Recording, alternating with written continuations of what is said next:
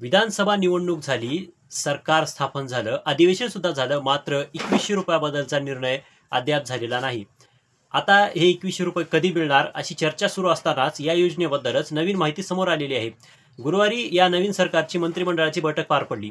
त्याच्यामध्ये लाडकी बहीण योजनेसंदर्भात एक महत्त्वाचा निर्णय घेण्यात आला आहे आणि काही निकषही बदलण्यात आल्याची सुद्धा चर्चा आहे.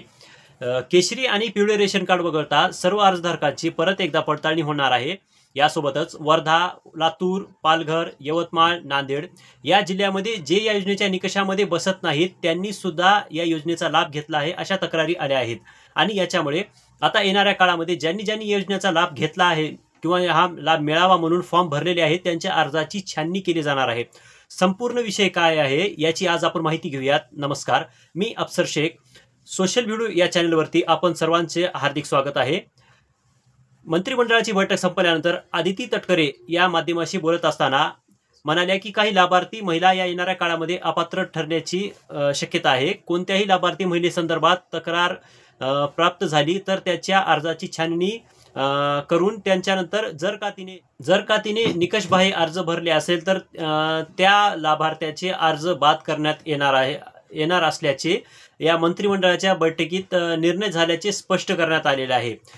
मग सरसकट अर्जाची छाननी होणार काय?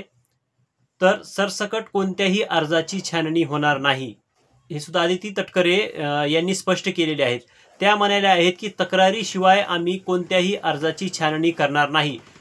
उत्पन्नात वाढ झाली असेल, 2.5 लाखाच्या वर उत्पन्न गेलेले असेल तर त्या महिला योजनेसाठी पात्र नाहीत. 4 चाकी असलेल्या महिला सुद्धा या योजनेसाठी अपात्र ठरतील.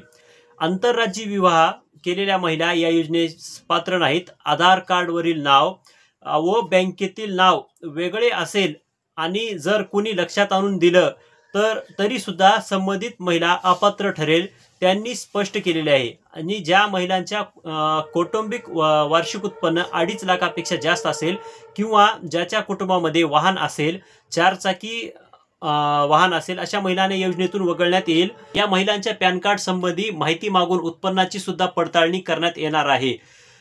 आधार कार्ड डेटा जो आहे तो मिसमॅच असल्याच्या सुद्धा तक्रारी आल्या आहेत. बँक खात्यावरील नाव आधार कार्डवरील नावाशी जर का जुळत नसेल तर त्यांना सुद्धा लाडकी बहीण योजनेतून वगळण्यात येणार आहे. जर का कुटुंबाचं एकत्रितपणे उत्पन्न हे 2.5 लाखापेक्षा जास्त असेल, घरामध्ये कोणाच्याही नावावर जर का 4 चाकी वाहन असेल तर अर्ज बाद होणार आहे.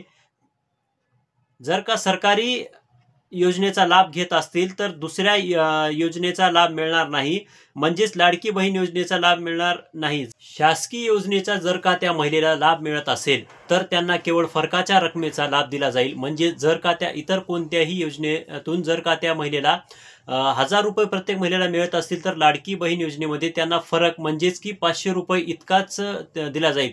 अर्जदार महिलेच्या कुटुंबाचे उत्पन्न 2.5 लाख रुपयाच्या आत असल्याची खात्री करण्यासाठी सरकारकडून प्राप्तिकर विभागाची मदत घेतली जाणार आहे. म्हणजेच इन्कम टॅक्स डिपार्टमेंट कडून मदत घेतली जाणार आहे.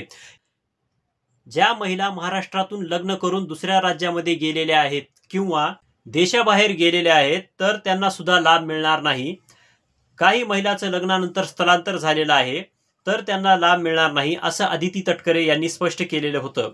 यासोबतच जर का कुणाच्या नावावर 4 चाकी असेल आणि तरी सुद्धा जर का त्यांनी अर्ज केला असेल तर अशा नावाचा शोध घेण्यासाठी परिवहन विभागाकडून म्हणजेच RTO कार्यालयाकडून सुद्धा माहिती घेतली जाणार आहे. ज्यांनी ऑनलाईन आणि ऑफलाईन दोन्ही अर्ज भरले आहेत त्यांचे अर्ज बाद केले जाणार आहेत. ज्यांच्या उत्पन्नामध्ये वाढ झालेली आहे अथवा ज्यांचे उत्पन्न जास्त आहे अशा सर्व महिलांचे अर्ज बाद केले जाणार आहेत. ज्या महिलांना नोकरी आहे किंवा ज्यांचे उत्पन्न निकषामध्ये बसत नाहीत त्यांचे सुद्धा अर्ज बाद केले जाणार आहेत. ज्यांना अजूनपर्यंत लाभ मिळालेला नाही पण निकषामध्ये बसतात त्यांचा काय, हा एक महत्त्वाचा प्रश्न होता. तर ज्या महिलांना अजूनही या योजनेचा लाभ मिळाला नाही त्यांचे अर्ज बाद झालेले असू शकतात किंवा त्यांच्या कागदपत्रामध्ये कुठेतरी काहीतरी त्रुटी राहिलेली असू शकते. त्याच्यामुळे कुठे त्रुटी राहिलेली आहे ते तातडीने तपासून शोधा, नाहीतर येणाऱ्या काळामध्ये त्या महिलांचे सुद्धा अर्ज बाद केले जाणार आहेत. अजून एका ह्याच्यातला पुढचा प्रश्न असा की नव्याने अर्ज करता येईल का, तर याचे स्पष्टपणे उत्तर हे नाही आहे. कारण मुदत ही ऑक्टोबर मध्येच संपलेली आहे. मग आता अगोदरचे निकष होते काय, किंवा या निकषामध्ये बदल झालेला आहे का, तर या निकषामध्ये बदल झालेला नाही. जे निकष आधी होते तेच आता आहेत. फक्त या निकषावर हे काटेकोरपणाने अंमलबजावणी ही केली जाणार आहे. आता एक समजून घ्या की योजना जी आहे ती केवळ आर्थिकदृष्ट्या दुर्बल घटकातील महिलांसाठीच लागू आहे. या निकषानुसार आर्थिकदृष्ट्या दुर्बल घटकातील महिलांना प्रत्येक महिन्याला 1500 रुपये दिले जाणार आहेत. 21 ते 65 वयोगटातील विवाहित, विधवा, घटस्फोटित, परितक्त्या महिन्याला आणि निराधार महिलांना योजनेचा लाभ दिला जातोय. लाभार्थ्यांचं स्वतःचं आधार लिंक असलेलं बँक खातं अपेक्षित आहे आणि दोन्ही ठिकाणी नाव सेम असणं अपेक्षित आहे. यासोबतच ज्या महिलांचं एकत्रित वार्षिक कौटुंबिक उत्पन्न हे 2.5 लाख रुपयापेक्षा कमी आहे, अशाच महिलांना या योजनेचा लाभ मिळेल. राज्यामध्ये फेर तपासणी ऑलरेडी ही सुरू झालेली आहे.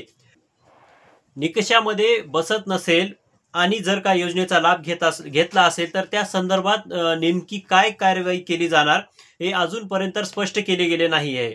मानधन जे आहे किंवा त्याचा जो हप्ता आहे 1500 रुपयावरून 2100 रुपयापर्यंत करण्याची तरतूद केली जाईल. त्यासाठी वाढीव निधीची सुद्धा तरतूद केली जाईल आणि नंतर त्यांची अंमलबजावणी होईल. म्हणजे हे जे काही आहे ते मार्च 2025 पासून जे काही अर्थसंकल्पीय अधिवेशन सुरू होणार आहे त्याच्यानंतर होणार आहे. जोपर्यंत लाडक्या बहिणींना प्रत्येकी महिन्याला 1500 रुपये इतकेच मिळणार आहेत हे स्पष्ट झालेले आहे.